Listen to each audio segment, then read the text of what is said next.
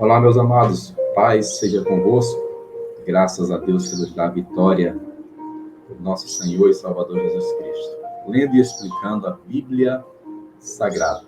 Hoje, Levítico, capítulo 24. Estamos chegando ao final desse livro, eu peço a você que compartilhe aí, nos grupos de família, né? Com a ajuda do Ben Divia, que está aqui cantando no meu quintal. Vamos ao capítulo 24. Eu tenho que correr aqui, gravei um pouquinho antes das 17, está entrando ao vivo agora para vocês, porque a gente está recebendo quase todo dia, de tarde, um alerta da Defesa Civil de pancada de chuva e vendaval. E aqui onde eu moro, se tiver vendaval, eu fico sem luz, infelizmente. Moro na selva. Vamos lá. Então, nós estamos acabando quinta-feira, Levítico, e vamos entrar no livro de Marcos, tá bom? Hoje, o capítulo 24, amanhã 25, aí fica 26 e 27. Então, quinta acaba, né? Sexta nós já estamos em Marcos, e depois Romanos. E assim vamos. Vamos lá. O capítulo hoje é curto, e eu quero depois, no final, deixar uma mensagem para vocês. Diz assim, o capítulo 24, versículo 1. E falou o Senhor a Moisés, dizendo... Falou o Senhor a Moisés, dizendo... Ordena aos filhos de Israel que te tragam azeite de oliveira puro, batido, para a luminária, para manter as lâmpadas acesas continuadamente. As lâmpadas aqui, as lâmpadas do tabernáculo, em especial as lâmpadas do castiçal, que tinha 7 lamparinas, né? 7 hastes, e o sacerdote deveria trocar diariamente esse azeite. Não podia ser qualquer combustível, era azeite puro de oliveira. Isso simboliza que nós não podemos oferecer qualquer azeite, não poderemos acender, não poderemos forjar um avivamento.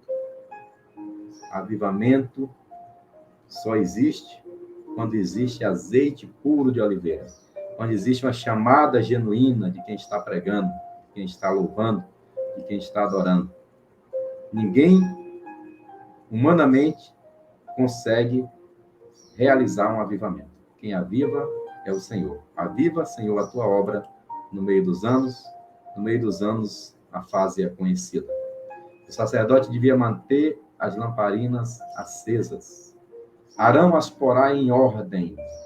Interessante. O sacerdote põe as coisas em ordem na casa do Senhor. Arão as porá em ordem perante o Senhor continuamente. As lâmpadas devem estar em ordem, desde a tarde até a manhã, fora do véu do testemunho. Ficava ali naquela última parte, antes de entrar para o Santo dos Santos, na tenda da congregação. Estatuto perpétuo é pelas vossas gerações.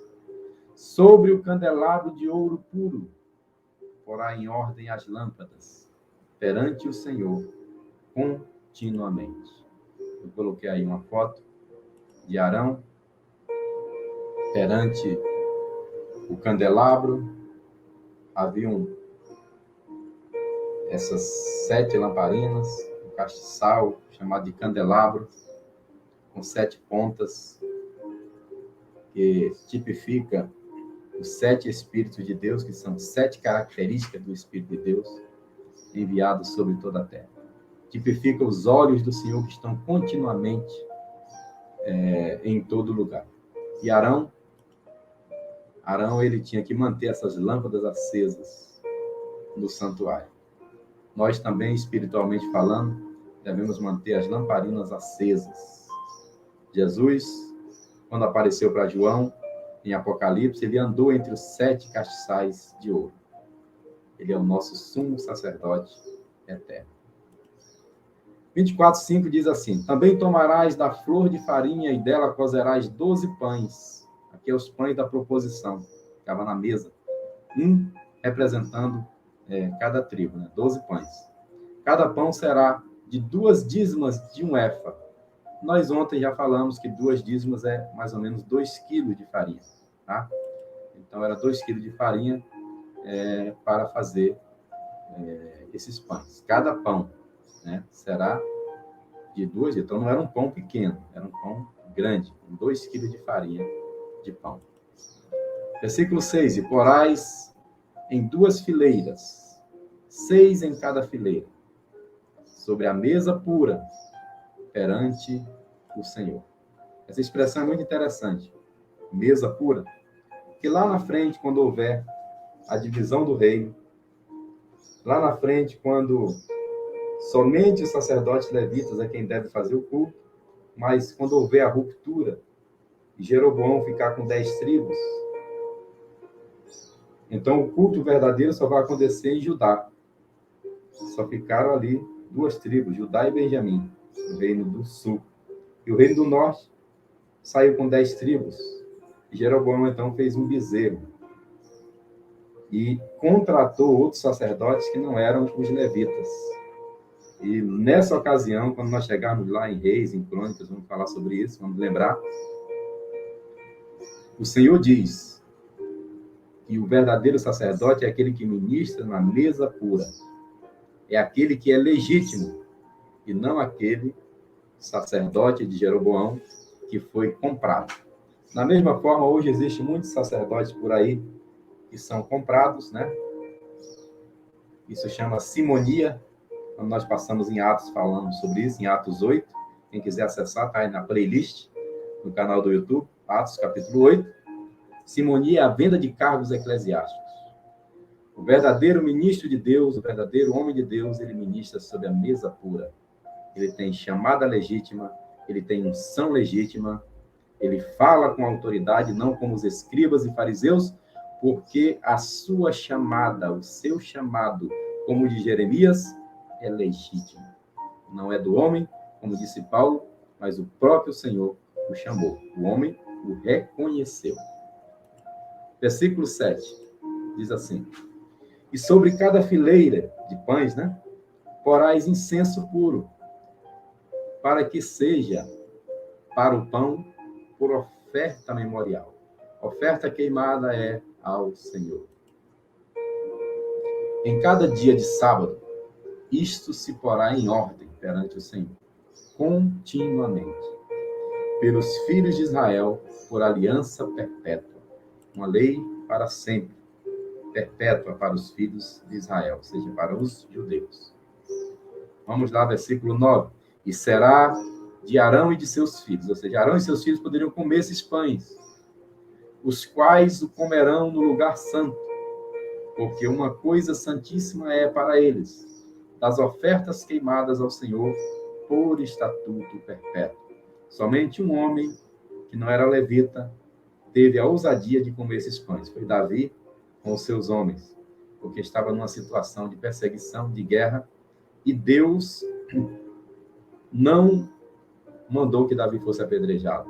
Deus aceitou que Davi comesse aquele pão, porque a causa pela vida é mais nobre do que qualquer cerimônia religiosa. A vida está acima de qualquer cerimônia religiosa.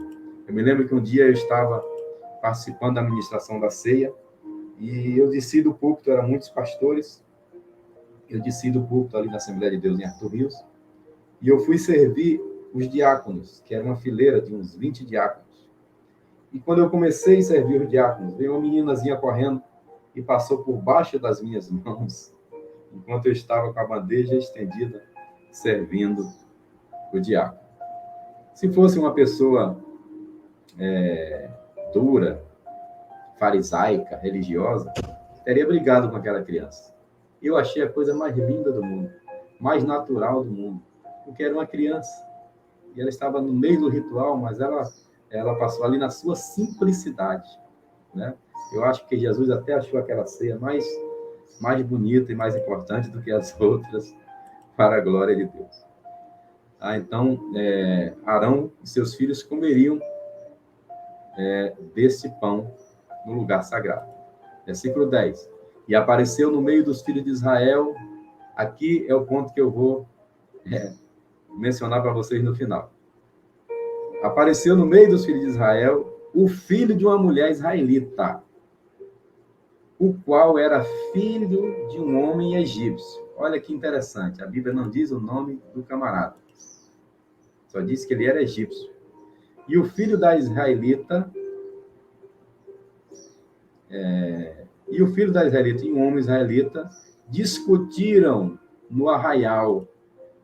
Então o filho da mulher israelita blasfemou o nome do Senhor e o amaldiçoou. Por isso trouxeram a Moisés. E o nome da sua mãe era Selomite. Grave esse nome. Selomite, filha de Dibri, da tribo de Dan. Bem, já não era de uma tribo muito boa. E vai acontecer esse desastre. Ele vai blasfemar. Já é um problema aqui, porque a israelita casou com um egípcio. Então havia aqui uma mistura de gente. Agora, olha que interessante. Capítulo 24, versículo 11. Ele vai encerrar o assunto aqui, vai continuar falando das normas cerimoniais e só vai tocar nisso lá no final. Se liga aí, ó, versículo 12. E eles o puseram na prisão até que a vontade do Senhor lhes pudesse ser declarada. Ok? Assunto encerrado até que Moisés decida o que fazer com esse jovem. Versículo 13. E falou o Senhor a Moisés, dizendo: tira o que tem blasfemado para fora do arraial, e todos os que ouviram porão as suas mãos sobre a sua cabeça. Então toda a congregação o apedrejará. Pena de morte.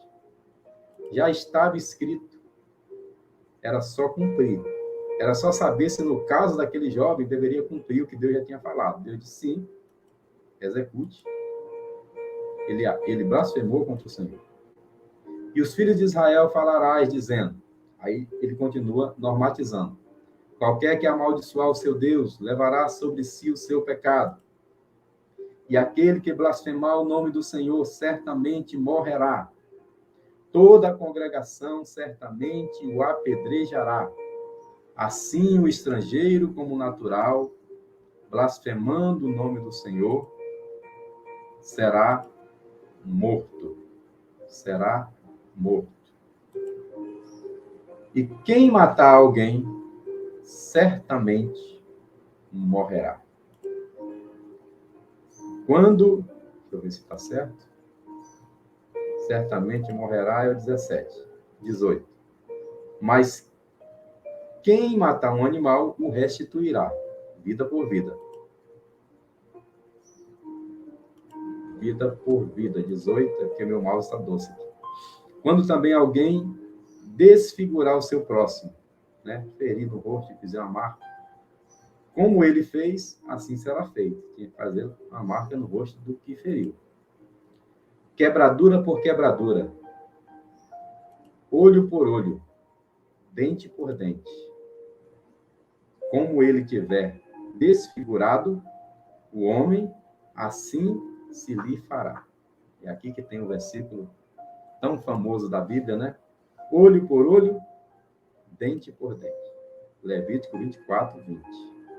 Olho por olho, dente por dente. Era a lei vigente.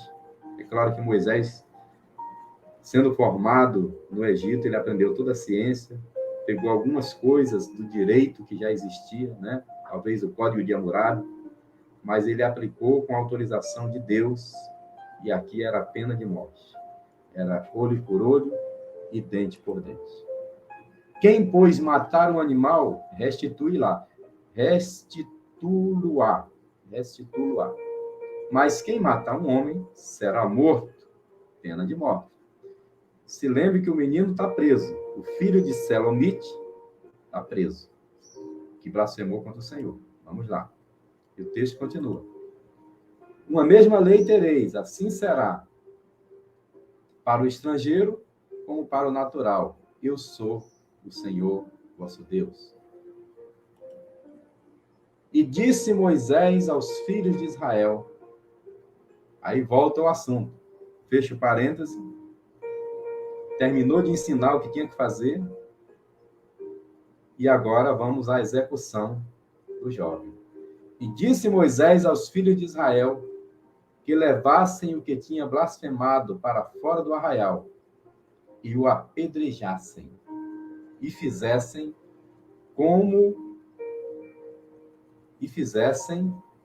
os filhos de Israel como o Senhor ordenara a Moisés.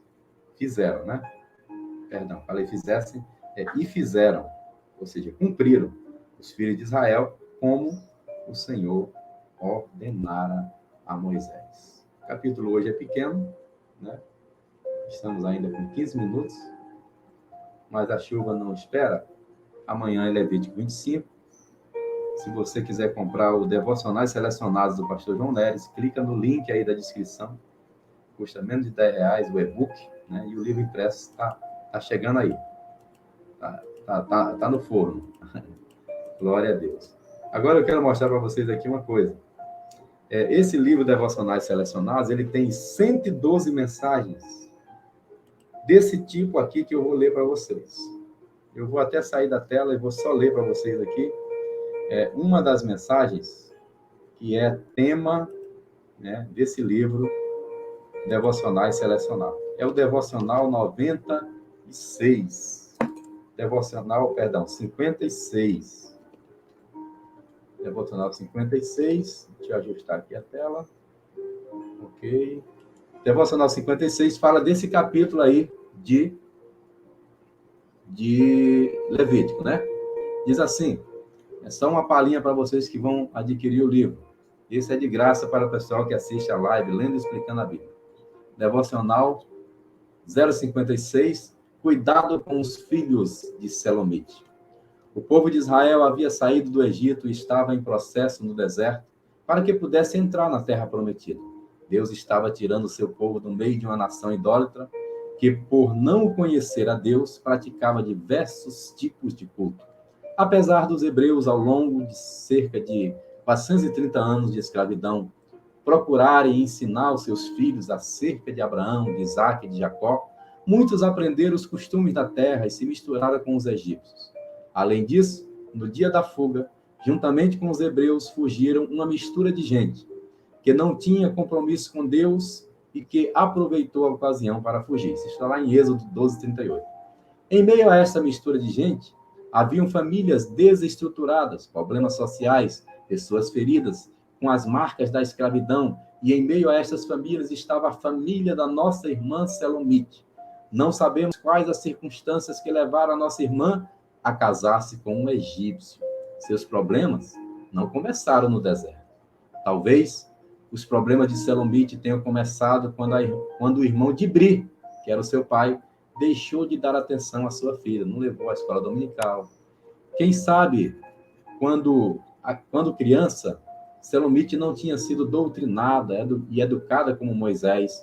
Como adolescente, começou a namorar um rapaz egípcio, que a Bíblia sequer menciona o nome, e se porventura a irmã de Dibri chamou a atenção, a jovem Selomite resolveu contrariar a lei e casar-se com um egípcio. Dizia ela, o amor é lindo.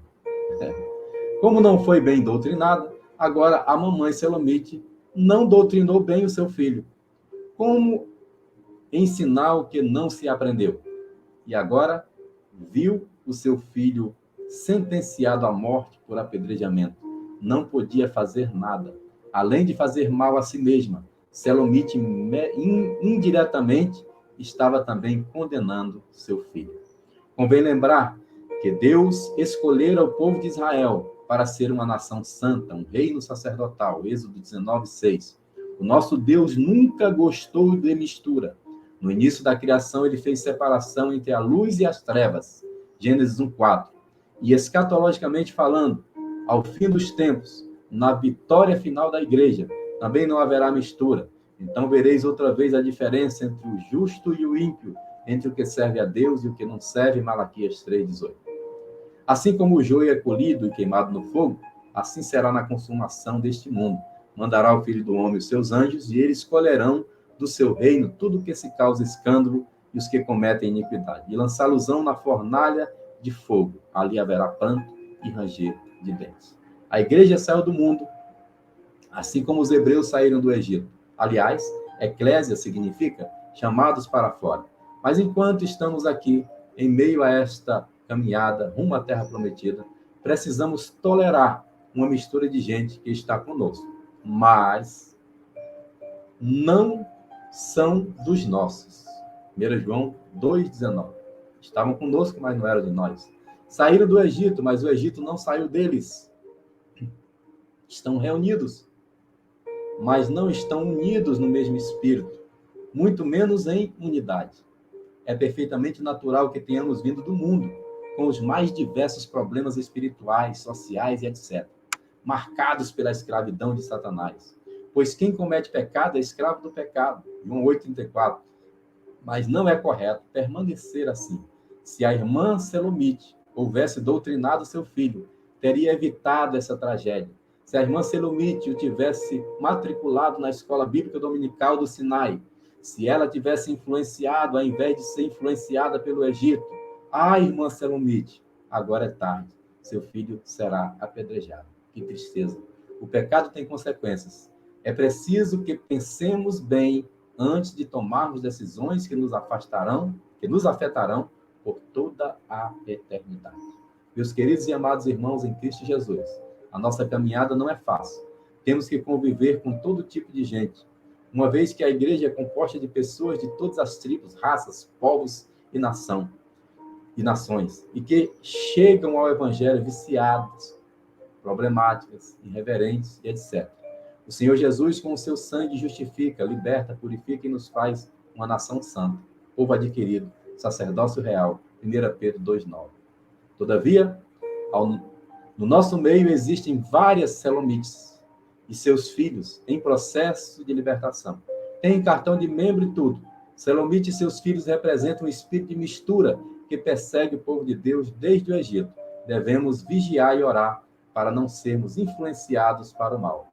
O filho de Selomite era um crente normal até o dia em que discutiu com um israelita.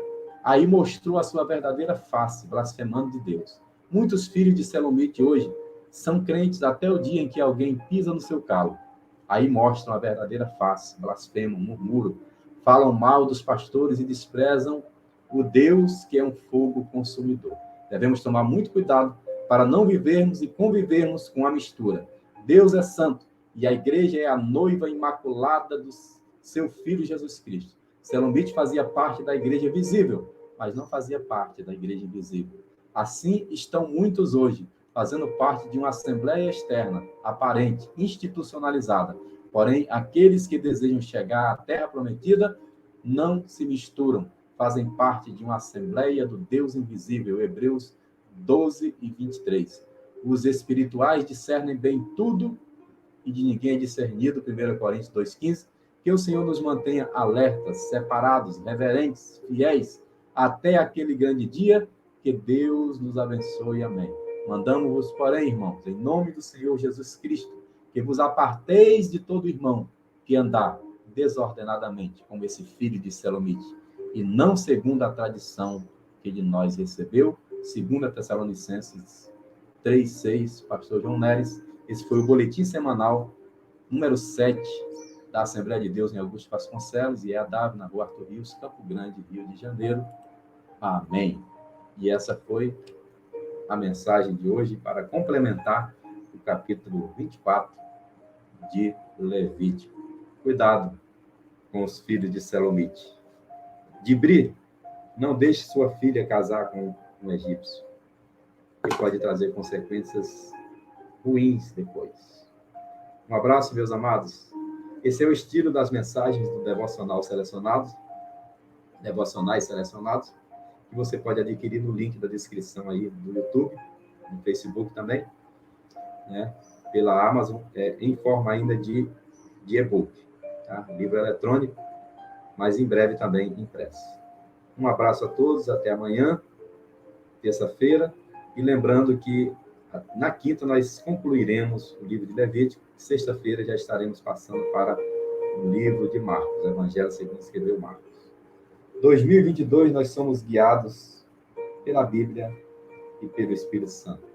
Os irmãos do Ministério Azaf, Comunidade Azaf, daqui a pouco, 19 horas, estarei aí com vocês, ministrando teologia sistemática, falando sobre Deus, né? Teremos 4 aulas ministrando sobre teologia própria, falar sobre Deus, seus atributos, sua origem, né? Seus conceitos, no seminário a Igreja Comunidade Evangélica Azaf, SEMA, pastor Eduardo, nosso amigo, nossa irmã Valdete, a coordenadora, pastora Valdete.